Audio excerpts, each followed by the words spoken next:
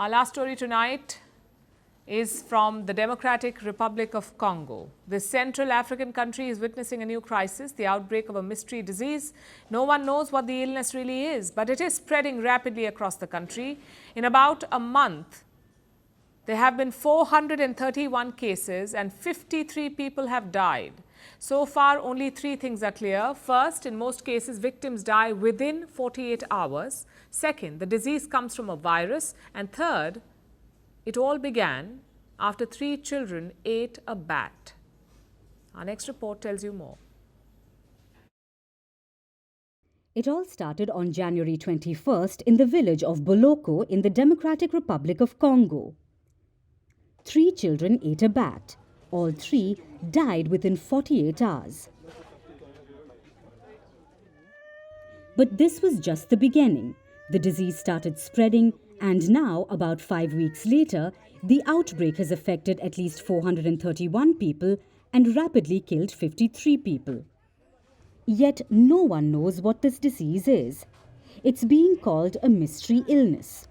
Its symptoms include vomiting, diarrhea, body aches and internal bleeding. The children who died from the illness bled from their nose and vomited blood. And in most cases, death occurred within 48 hours, which makes this unknown disease really worrying.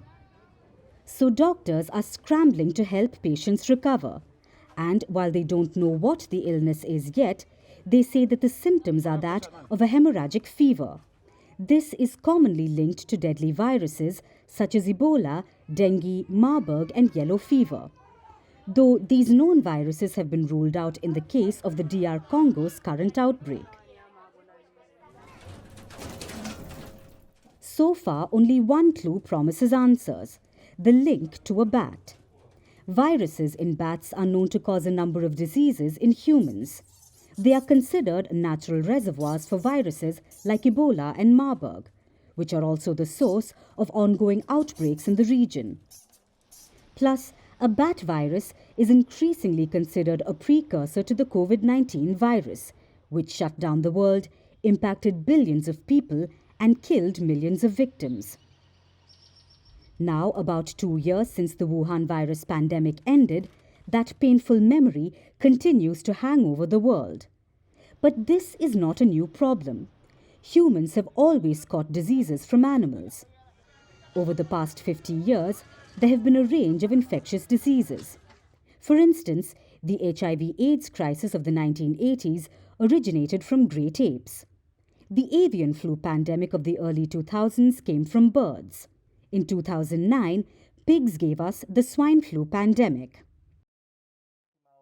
Now, after the COVID-19 pandemic, there are growing concerns about diseases jumping from animals to humans, and the risk of such cases is increasing.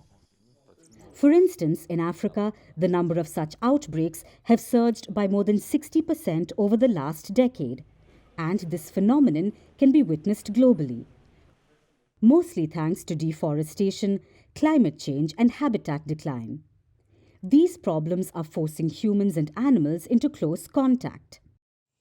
When it comes to devastating diseases jumping between species, everything is good until it's not. Any virus can quickly become one of the most defining threats to humanity. So the world can only hope that the mystery virus in the DRC is not that. Merci beaucoup. Hi. How are you? Very well, thank you. Thank you for being here. Namaste, Mr. President. Bharat Kelogon, Komeri Namaste. How many people generally follow you in interviews? Typically, in a month, we have viewers up to 150 million. That's more than twice the population of France. And in the last 2 years, we had 3 billion viewers. So I say, Laurent, this is your chance to be famous. You're on Firstpost. One word to describe your equation with Prime Minister Modi. Amitié. As India and France work together, are you creating a new era of non-alignment in the technology space? India is a training superpower. 1 million engineers a year, more than all of Europe and the US combined. So we have that partnership. We have a partnership on the environment and the economy. We also have civilian nuclear programs. And that is something we've developed far beyond the France-India relationship.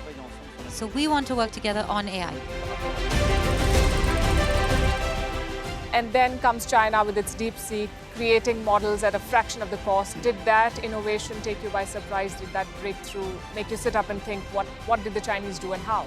But what did DeepSeek do? They took everything that was already available from the last AI model and then they recalibrated it. So are you going to ban Chinese AI in France? So we don't have this American approach of banning tech because of where it comes from.